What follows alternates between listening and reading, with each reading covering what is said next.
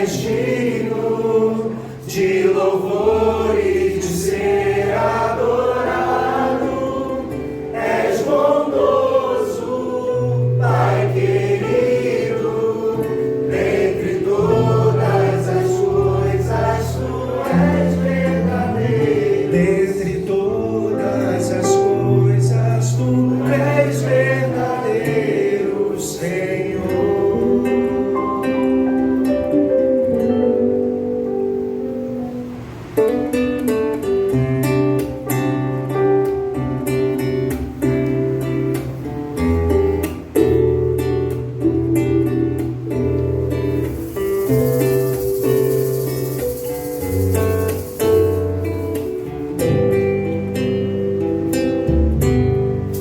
Como descrever, como explicar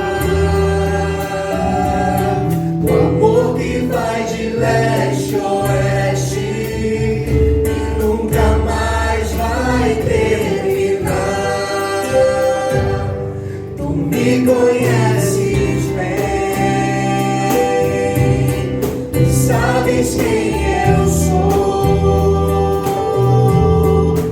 Não há como me esconder de ti, tu sempre sabes onde estou. É de coração tudo que eu disser, um hino de louvor a Jesus de Nazaré. Se as palavras não mostrarem como é grande a minha gratidão, mesmo assim, Senhor, receba o meu louvor, é de coração. Não vou me esquecer, não vou desprezar o amor que tu me revelaste aí pra me resgatar. Me conheces bem, sabes quem eu sou. Não há como me esconder de ti, tu sempre sabes onde estou. É de coração tudo que eu disser,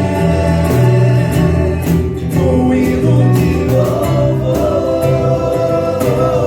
a Jesus de Nazaré. Se as palavras não mostrarem como é grande a minha gratidão, mesmo assim, Senhor, receba o meu louvor, é de coração, é de coração. Tudo que eu disser, um hino de louvor a Jesus de Nazaré. Se as palavras não mostrarem como é grande a minha gratidão, mesmo assim, Senhor, receba o meu louvor, é de coração. Mesmo assim, Senhor, receba o meu louvor, é de coração. Mesmo assim, Senhor, receba o meu louvor, é de coração.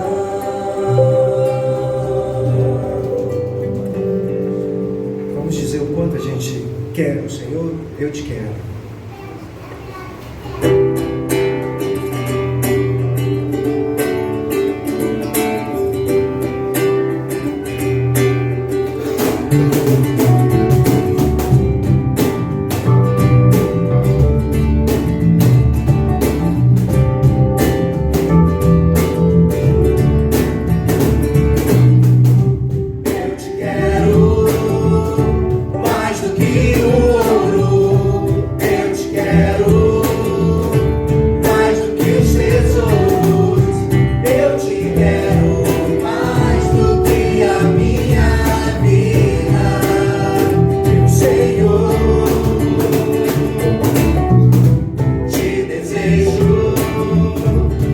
do que mil bênçãos.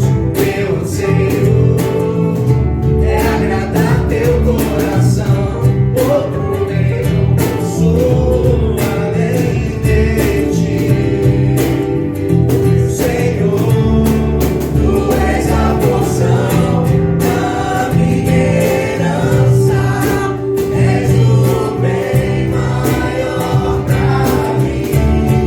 No meu coração não pode mais viver sem o teu grande amor.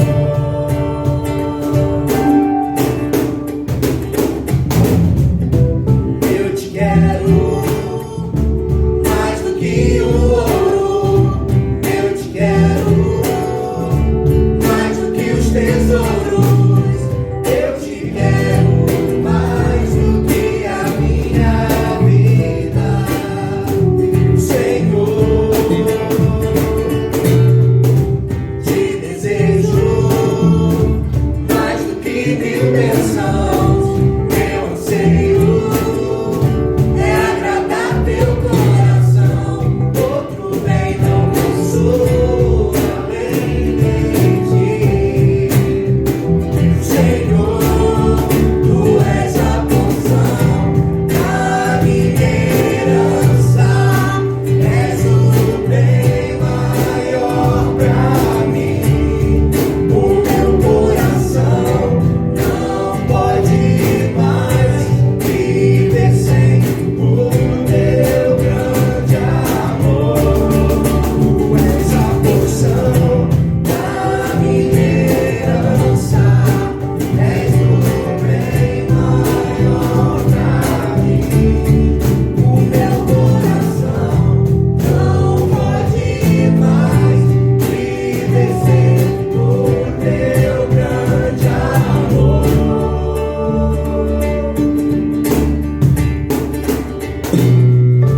Meu anseio és tu, Jesus. Meu anseio és tu, Jesus. Meu anseio és tu, Jesus.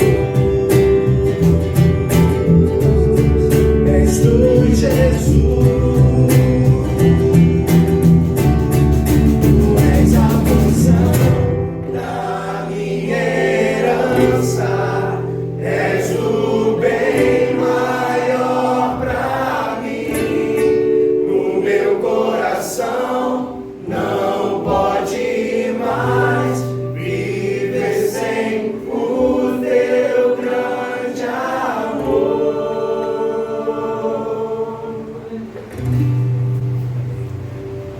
Podem sentar. Esse é um momento que a gente provoca dentro dessa comunidade para a gente orar, para a gente se conectar com Deus, para a gente colocar diante de Deus os nossos pedidos, os agradecimentos, aquilo que move o nosso coração e talvez fazer um pouquinho daquilo que Jesus provocou lá no Evangelho, quando ele fala sobre o quarto, sobre o tambeion, que é o lugar que está escondido, o lugar que eu não quero mostrar, o lugar que eu não quero apresentar. Entra no teu quarto, entra no tambeion, entra naquele lugar que você não mostra para ninguém, que você não quer abrir, mas Deus quer conhecer, mas Deus quer transformar, mas Deus quer caminhar com cada um de nós. E a gente vai tirar um minutinho para que você faça essa oração. Pode fazer junto, pode fazer sozinho, como você se sentir à vontade. Antes eu vou só ler o texto aqui de Efésios 6,18. Orem no Espírito em todas as ocasiões, com toda oração e súplica. Tendo isso em mente, estejam atentos e perseverem na oração por todos os santos. Então é uma provocação, um mandamento de Deus que a gente ore em todo momento, em todos os lugares. E acho que o contexto do nosso momento aqui no Brasil pede oração incessante o tempo todo. E a gente não pode esquecer disso. Então, um minutinho para a gente orar e se colocar diante de Deus. Eu não faça isso no seu lugar.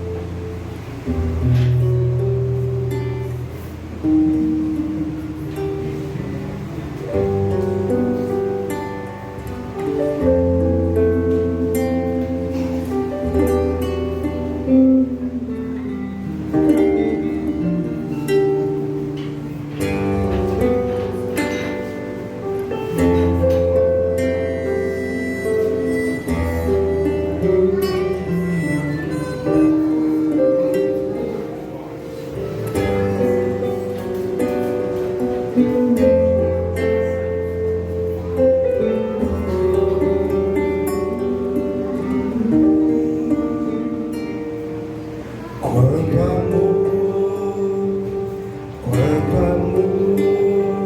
Ele tem por mim, quanta dor sofreu por mim, por amor. A razão de tão grande amor foi mostrar que a minha vida tem valor. Sou tão precioso para Deus que Ele deu o seu filho pra morrer na cruz por mim.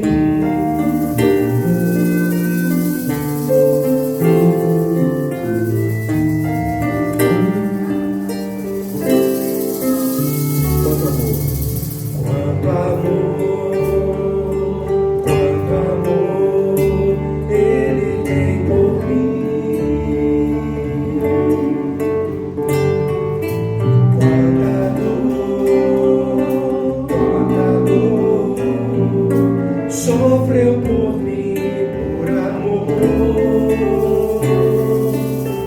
A razão de tão grande amor foi mostrar que a minha vida tem valor. Sou tão precioso para Deus que Ele deu o seu filho pra morrer na cruz por mim.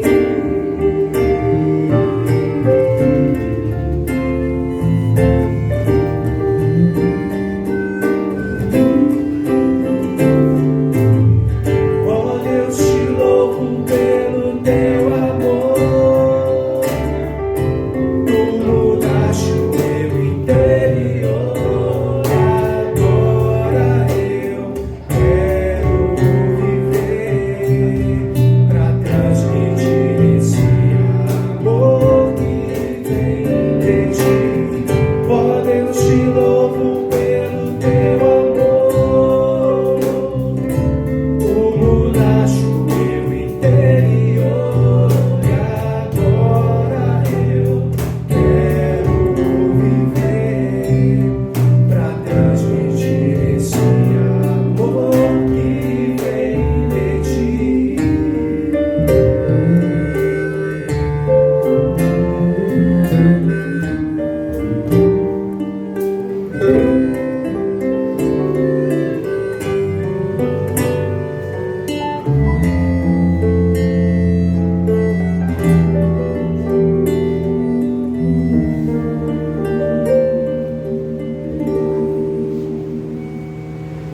Vocês querem bem mais uma vez para a gente dizer que a glória de Deus é compartilhar, é dividir, é repartir, multiplicar.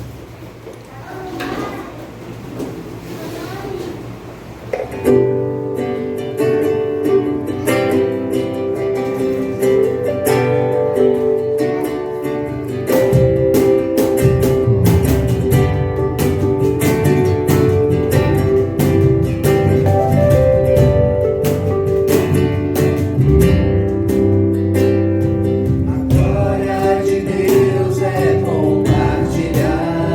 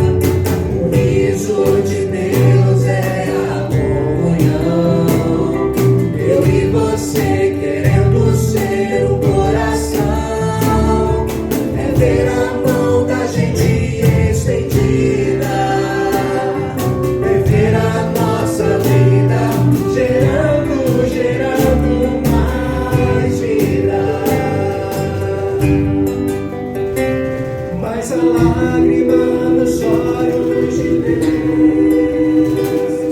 é Deus que diz em ser seus, vivendo pra si, morrendo pra si, mesmo assim achando-se filhos de Deus. Não era para ser assim.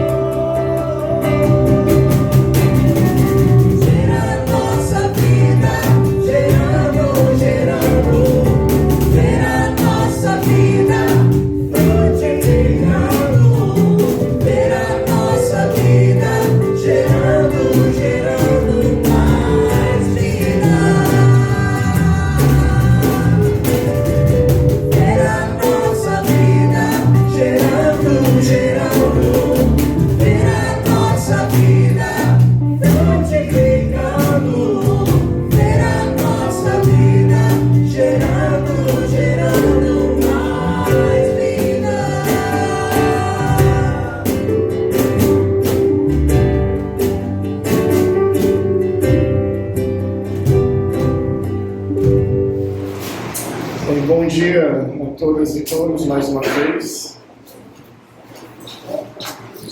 Bom dia. Bom dia.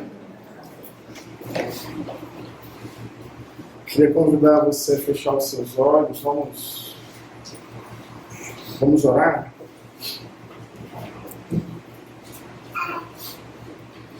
Deus, muito obrigado pela tua presença, teu amor, tua graça. Obrigado por essa comunidade de fé, por essa comunhão, por cada pessoa aqui presente. Eu quero te pedir humildemente que este seja um momento conduzido também pelo teu Espírito, e que no meio das minhas palavras, algo da tua palavra possa chegar, encontrar abrigo, terra fértil no coração de cada pessoa. Que assim Jesus possa ser exaltado e conhecido entre nós. É a minha oração, por causa da tua graça, em nome deste Jesus. Amém. Eu queria falar um pouco sobre Pentecostes e comunidade. Pentecostes e comunidade. Uma breve reflexão. O primeiro texto está em Atos, capítulo 2, a partir do verso 4. Daí eu vou ler alguns textos, alguns trechos desse capítulo muito conhecido da Bíblia, do Novo Testamento. Atos, capítulo 2, a partir do verso 4, diz assim: todos ficaram cheios do Espírito Santo e começaram a falar em outras línguas, segundo o Espírito lhes concedia que falassem. Estavam morando em Jerusalém judeus, homens piedosos vindos de todas as nações debaixo do céu. Assim, quando se fez ouvir aquela voz, afluiu a multidão, que foi tomada de perplexidade, porque cada um os ouvia falar na sua própria língua. Esse é um texto bastante conhecido, Atos capítulo 2, a festa da colheita, Pentecostes, uma festa muito importante na tradição judaica, uma festa que acolhia e congregava, conforme o texto indica aqui, pessoas de nações, culturas e línguas diferentes. Então é uma festa da terra, é uma festa da colheita, é uma festa da distribuição do fruto da terra e é uma festa multicultural que acolhe pessoas vindas de diversos e diferentes lugares.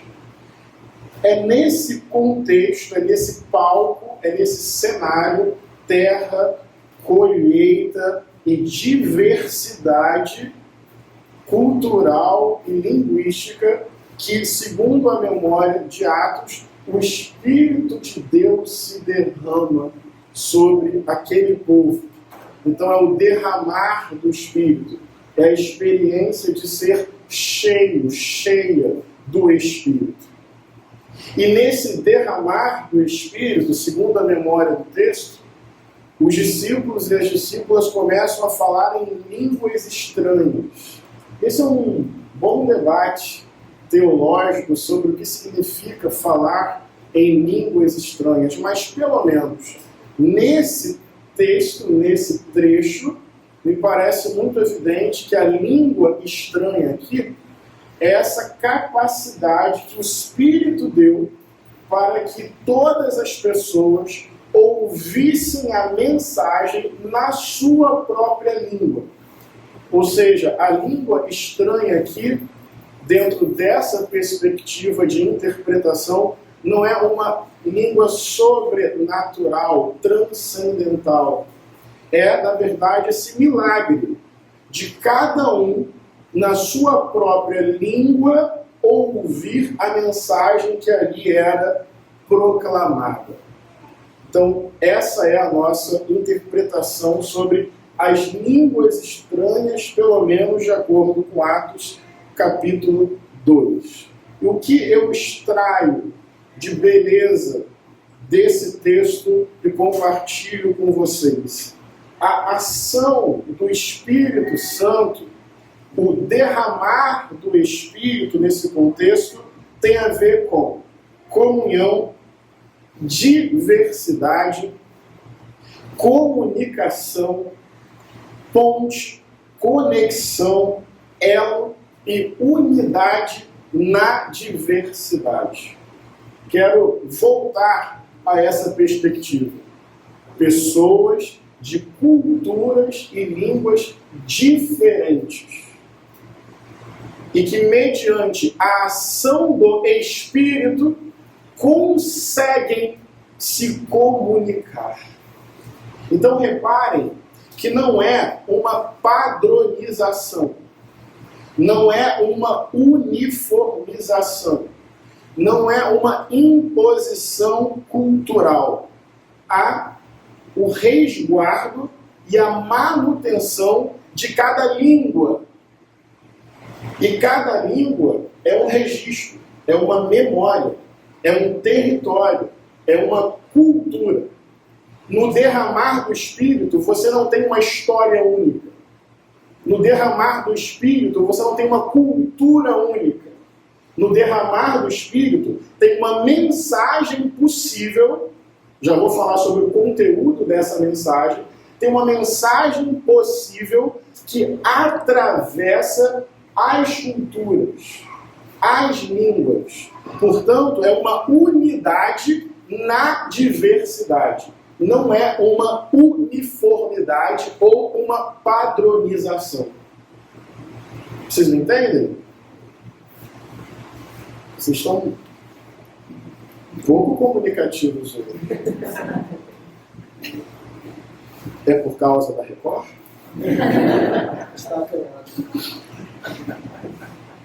Então não é um projeto de poder autoritário, não é uma máquina de moer gente e singularidade, não é um sacrifício de corpos e culturas, não é um silenciamento de vozes e não é uma forçação de barra para padronizar comportamento e tutelar corpos.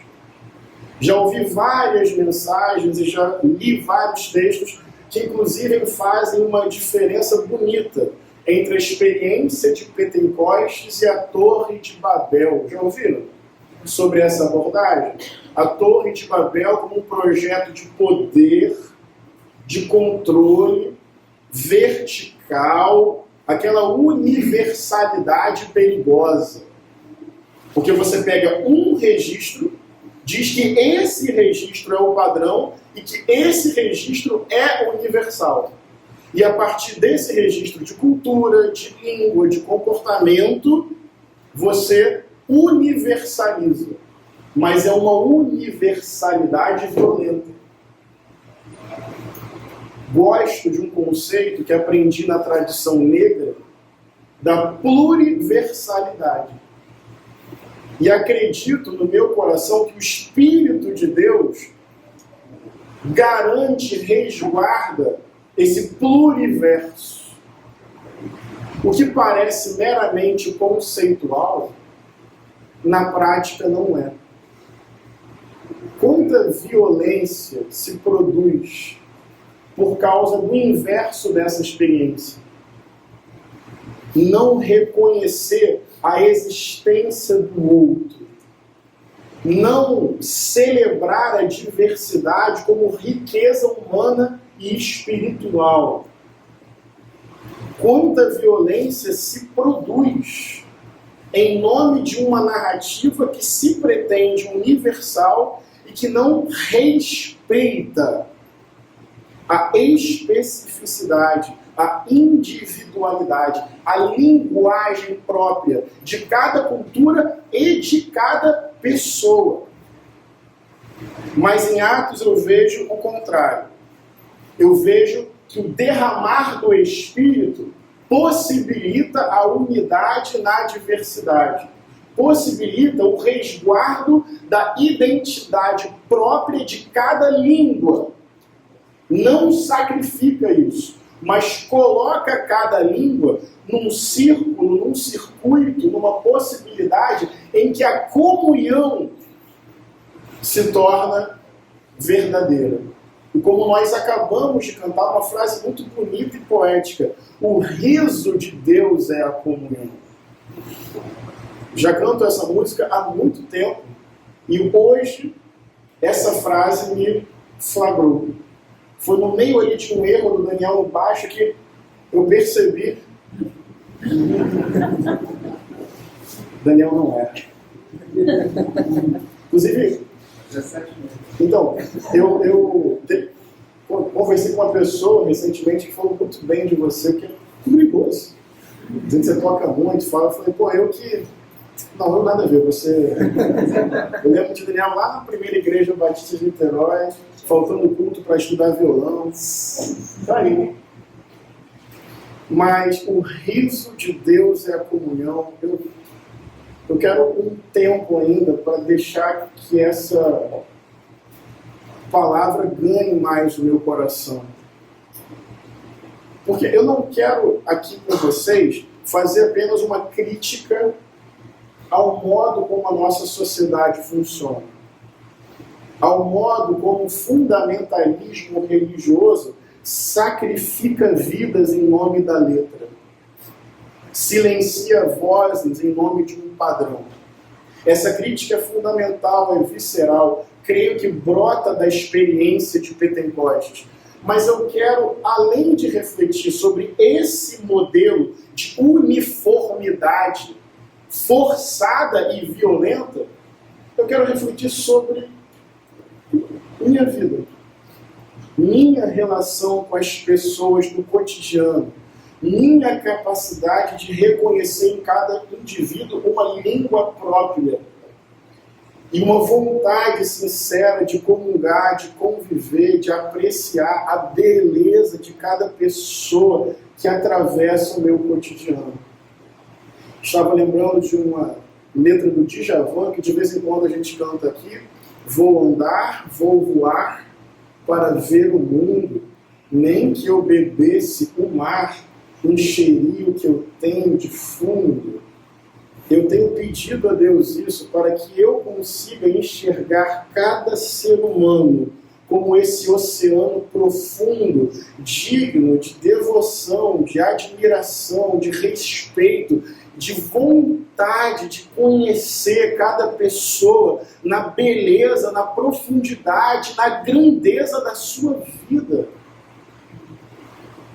Eu quero pedir a Deus esse derramar do Espírito que me faz me comunicar verdadeiramente com cada ser humano que atravessa o circuito do meu cotidiano. Que Deus nos abençoe assim. Que o derramar do Espírito seja o contraponto a esse fundamentalismo que sacrifica a diversidade em nome de uma padronização. E que esse derramar do Espírito quebrante o meu e o seu coração, para que na nossa vida cotidiana a gente também possa se comunicar com as pessoas com abertura de coração e com uma capacidade de ainda se emocionar diante da humanidade e da natureza. Amém? Amém. Segundo ponto, vamos caminhar um pouquinho mais. Lá no verso 15.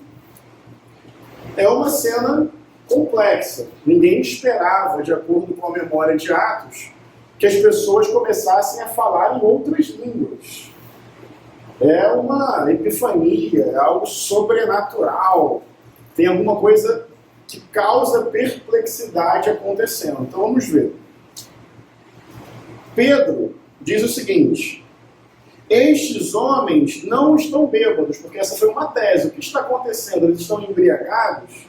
Esses homens não estão bêbados, como vocês estão pensando, porque são apenas 9 horas da manhã. Eu acho esse texto muito engraçado. Porque, entende, Laís? Dá a entender que Pedro está dizendo, se fosse meio-dia. Mas aí, a Bíblia é complexa, né? Mas o que está acontecendo é o que foi dito por meio do profeta Joel. E acontecerá nos últimos dias, diz Deus, que derramarei o meu espírito sobre a humanidade. Os filhos e as filhas de vocês profetizarão. Os seus jovens terão visões e os seus velhos sonharão. Não vou fazer uma exegese desse texto, quero apenas pegar mais uma característica do Pentecostes. A primeira, unidade na diversidade, pluriversalidade, comunicação possível, resguardando a individualidade. Segunda característica do derramar do Espírito, profecia. E isso não é detalhe, especialmente no tempo que eu e você estamos vivendo. Porque esse povo aqui, é sempre bom colocar a Bíblia no chão da história. Esse acontecimento aqui não se dá no Palácio de Roma.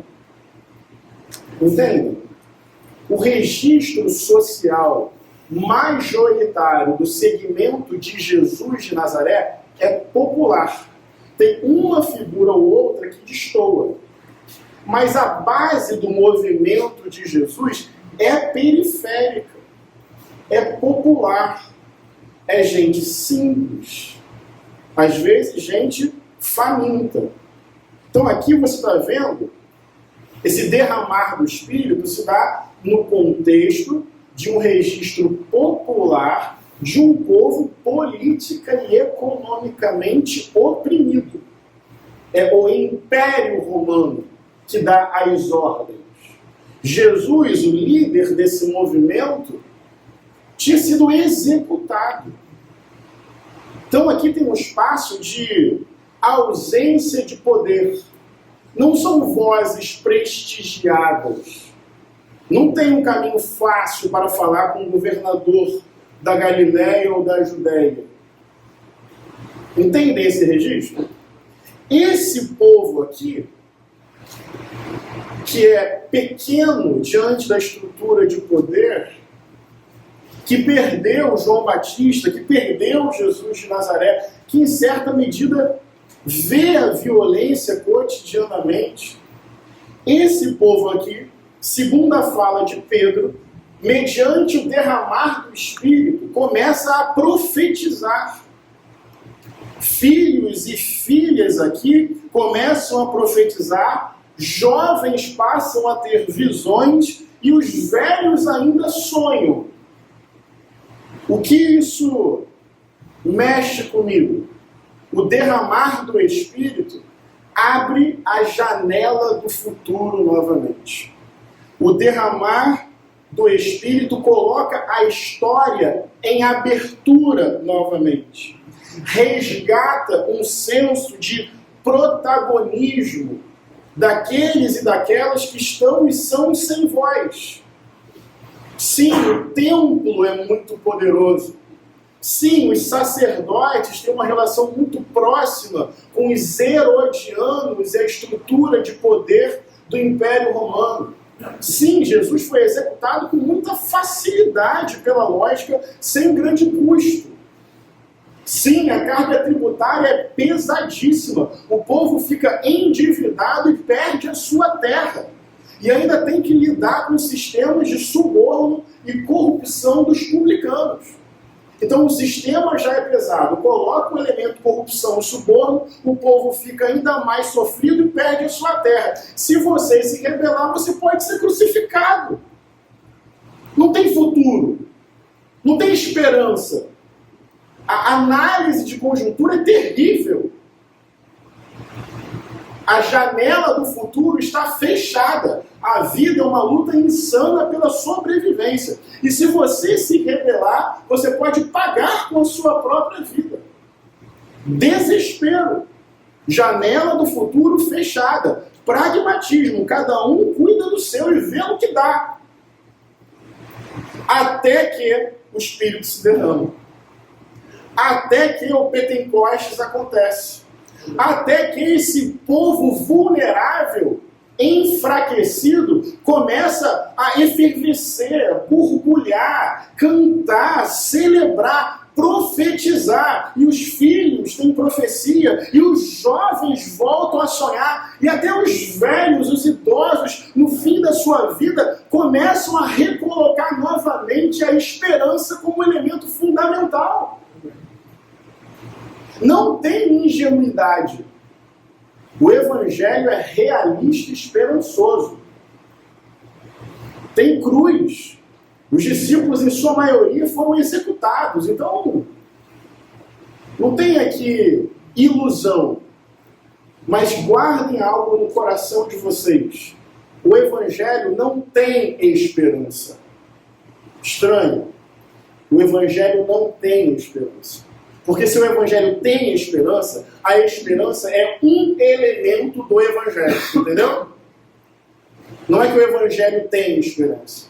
O Evangelho é esperança. Não há Evangelho sem a esperança como um elemento constitutivo, teimoso, insistente, rebelde, que recoloca o povo como protagonista e que, independente do templo, independente do Estado, independente do exército, independente do poder econômico das elites, os jovens estão profetizando de novo, os velhos estão sonhando de novo. Há aqui uma insistência popular e rebelde, periférica, marginalizada, empobrecida, mas aqui tem derramar do Espírito, a janela do futuro se abre, o medo não mais paralisa e esse povo arranca a alegria ao futuro, até que Deus resolva essa parada definitivamente. Amém.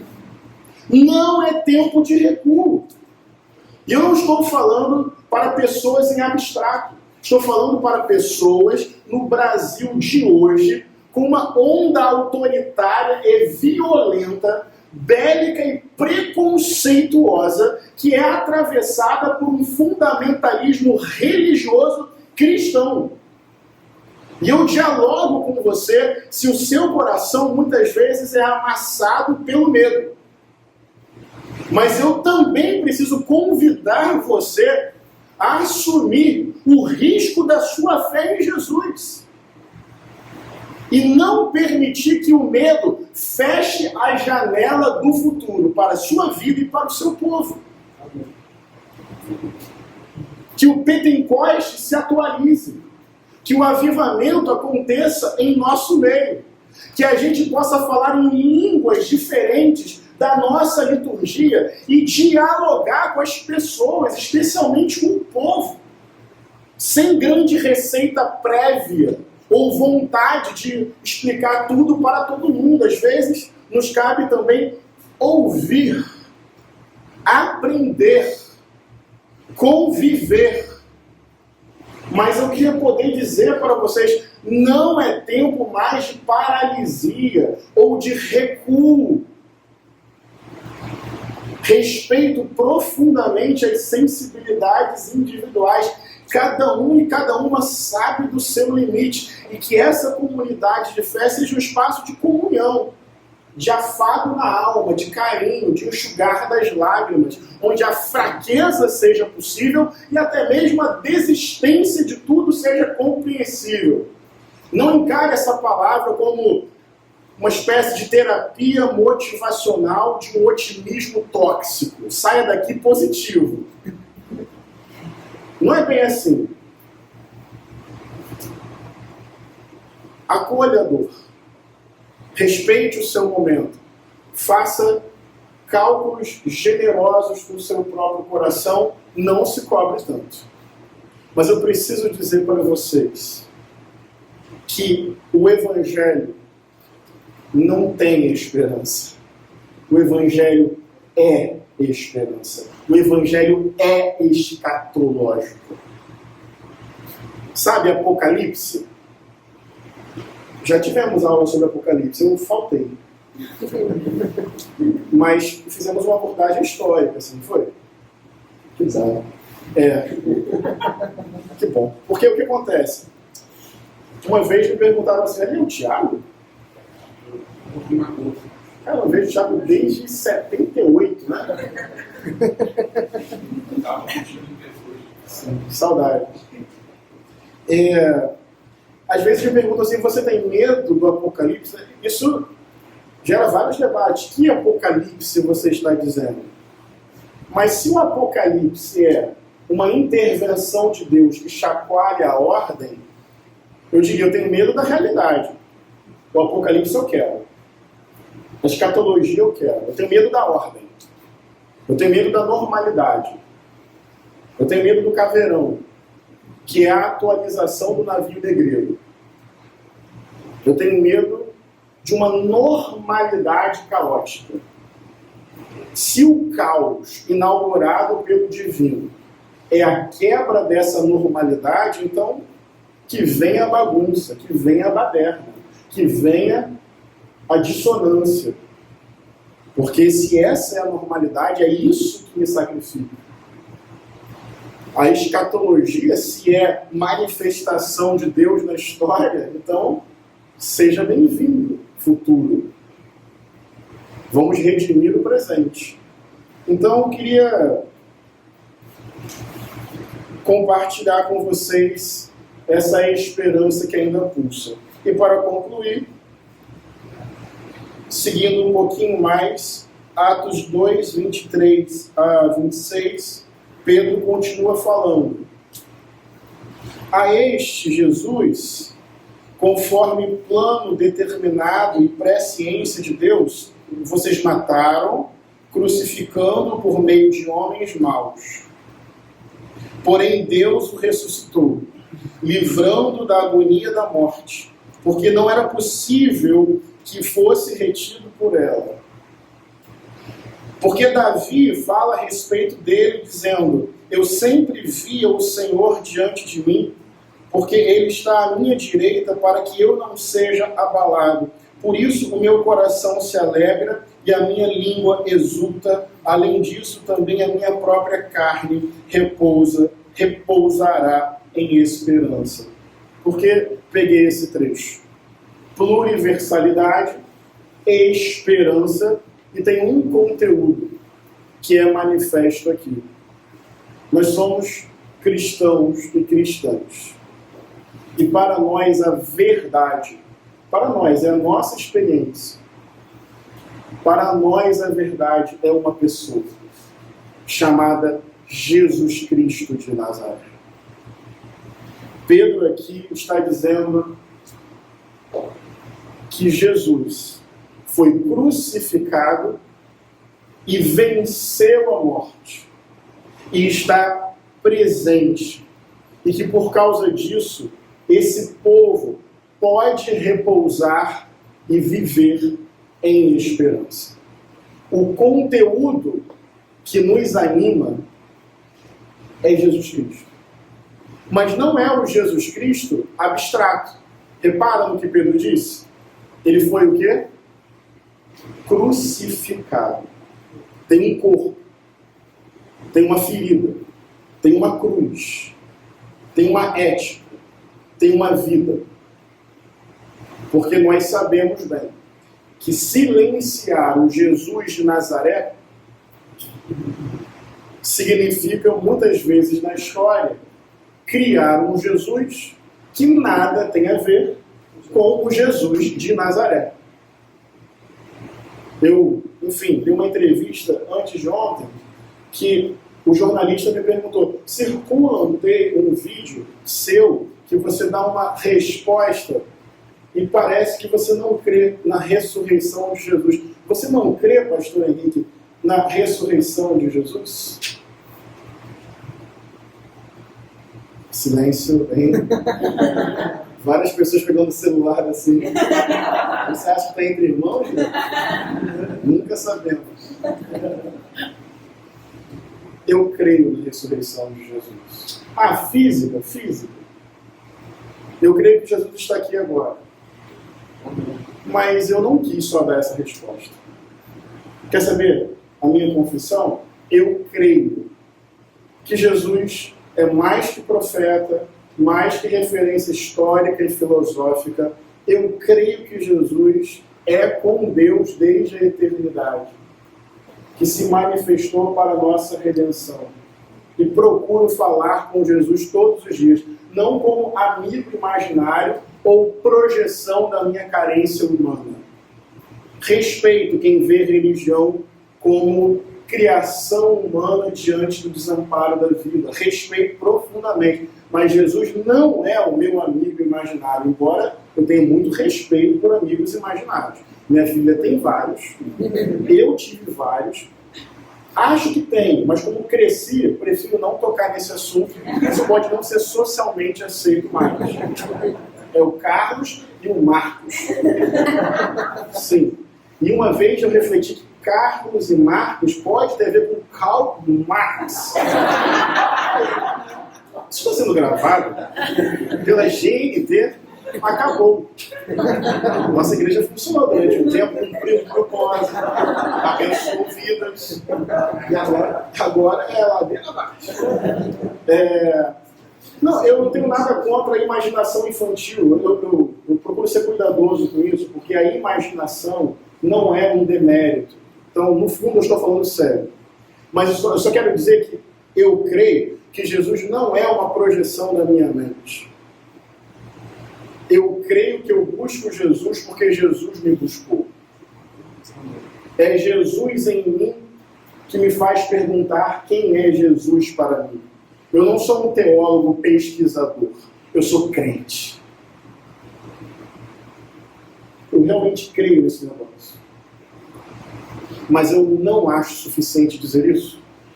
E disse para o jornalista: do que adianta crer na ressurreição e não se comprometer com a ética do Evangelho? Porque aí fica fácil. É fogueira da Inquisição.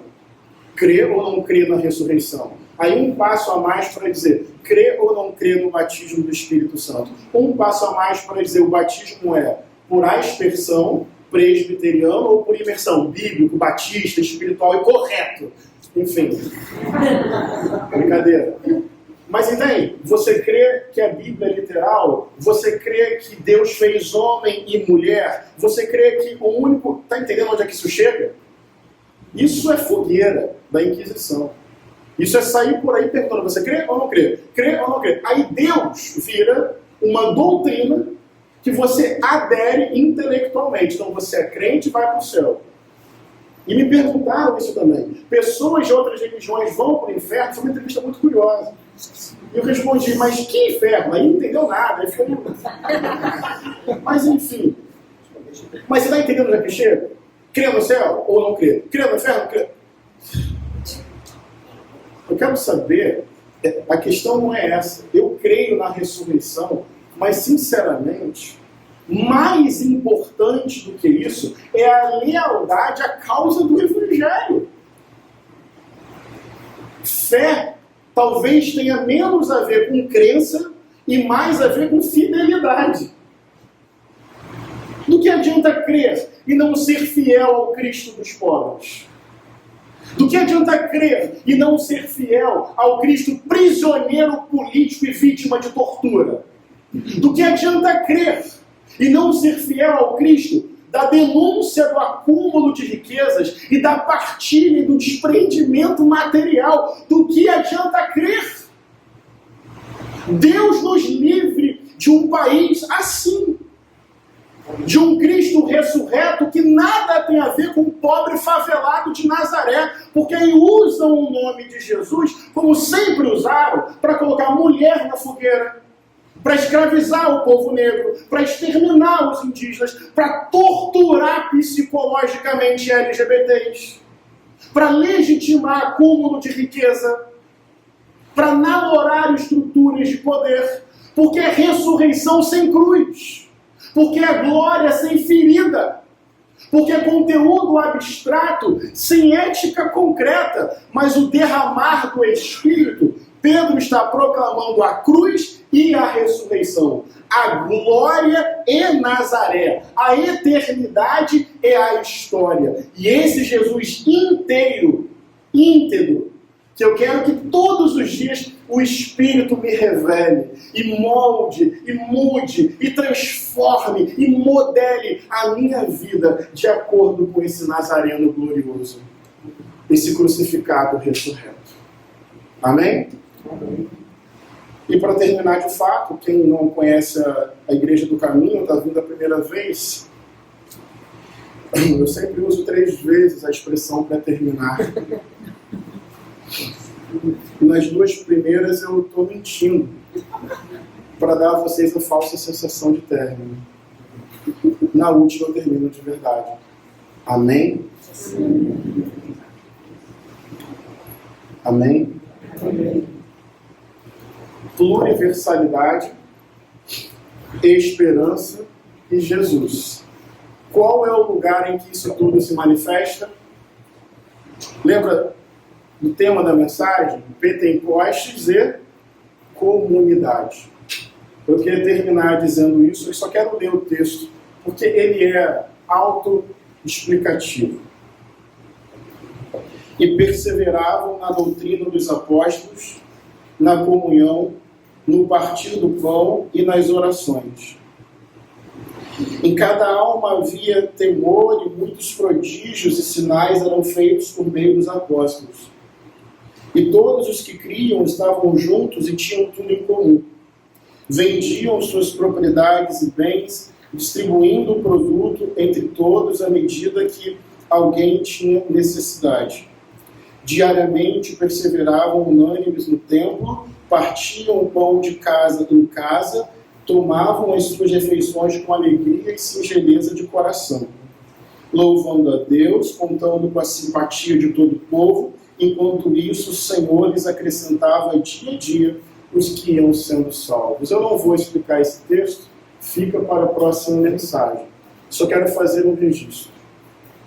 O lugar em que o Espírito se manifesta que a esperança é vivenciada e que Jesus é conhecido, esse lugar é a comunidade de fé. Tem partilha de pão, tem refeição de casa em casa, tem construção de vínculo, tem despreendimento e responsabilidade materiais. Isso aqui é uma lição para o mundo individualista que não tem mais projeto coletivo. E mais, vocês repararam que tem a palavra perseveraram? Porque construir comunidade exige perseverança. Eu queria terminar dizendo isso. Agora é verdade. A Igreja do Caminho, se vocês me permitem dizer isso, eu posso falar sobre isso, Julião? Você nem sabe do que se trata, mas pode, né? A Igreja do Caminho, ela foi salva por um modelo itinerante. Vocês conhecem a nossa história? A gente era uma casa em Piratininga.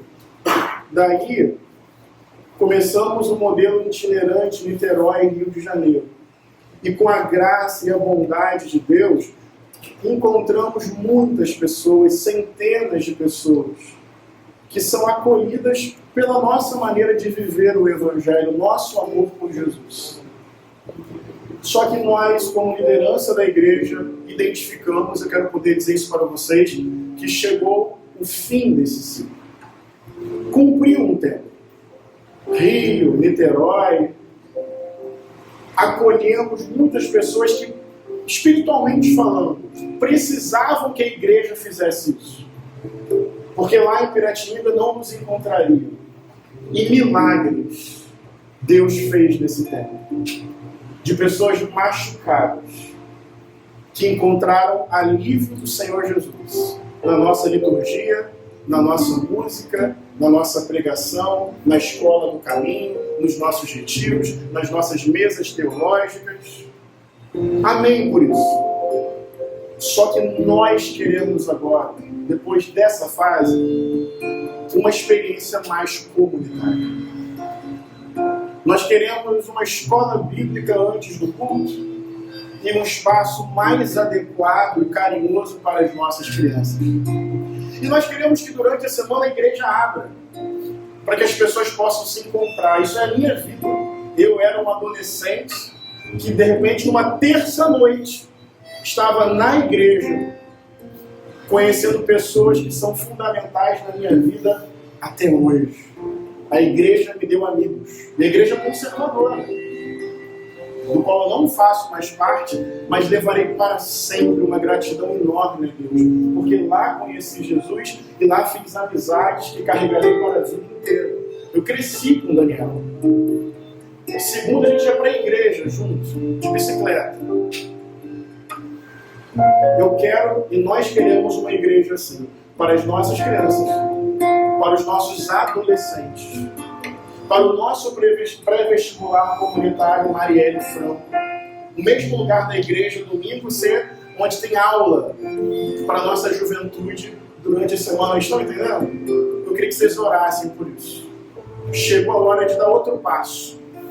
Por isso que eu terminei com isso. Nós queremos de novo refeição de casa em casa, partilha do pão, escola bíblica dominical. Onde é a sua igreja? A gente quer finalmente dar um endereço. Eu não aguento mais demorar 5 minutos para responder essa pergunta. Aí eu dou uma volta. Não, onde é a sua igreja? Em 2012. Nossa igreja. A pessoa já desistiu. Quando para eu concluir que é itinerante. E antes, pelo menos, tinha um lugar fixo no Rio. Aí você dava 2 endereços. Já é complexo. Agora não tem lugar fixo no Rio. Eu quero pedir a vocês assim, se vocês amam essa comunidade, nós não queremos mais ser um culto dominical mensal, que tem o seu valor. Nós queremos um lugar para as crianças correrem, para novas amizades de novos adolescentes serem feitas, para o nosso pré-vestibular cumprir uma função pedagógica freiriana, para a juventude se encontrar numa sexta-feira à noite. Mas isso não vai ser feito com emoção. Vai ser feito com razão, dedicação, perseverança e compromisso comunitário. Que Deus nos abençoe, que Pentecoste se atualize com pluriversalidade e esperança, anunciando Jesus numa comunidade de fé relevante para o nosso tempo. Amém? Amém. Deus abençoe vocês. A gente vai cantar uma outra música. Unidade e diversidade.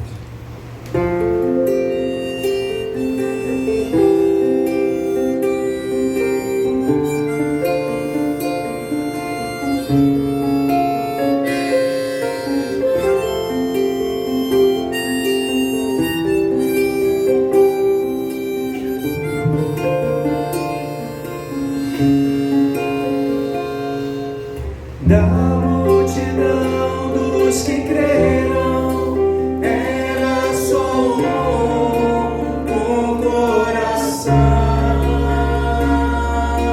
e alma, uma somente, uma semente,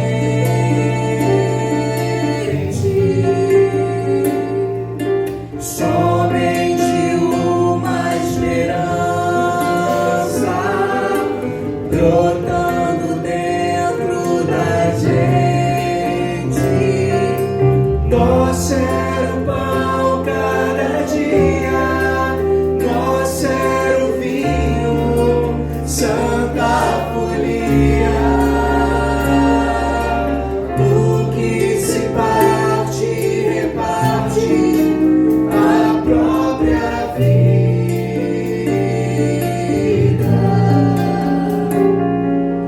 Galho ligado à parreira, vida em comum verdadeira.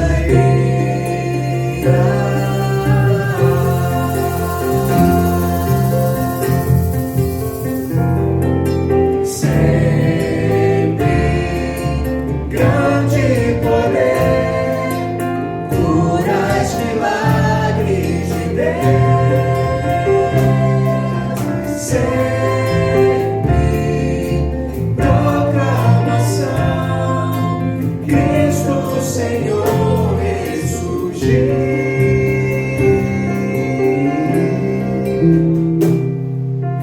Da multidão dos que creram, era só um coração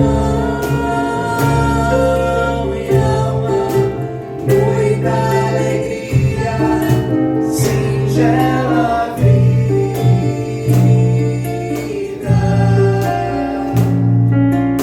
Na simpatia de todos, nasce a igreja de novo, povo de Deus, sal e luz para todos os povos.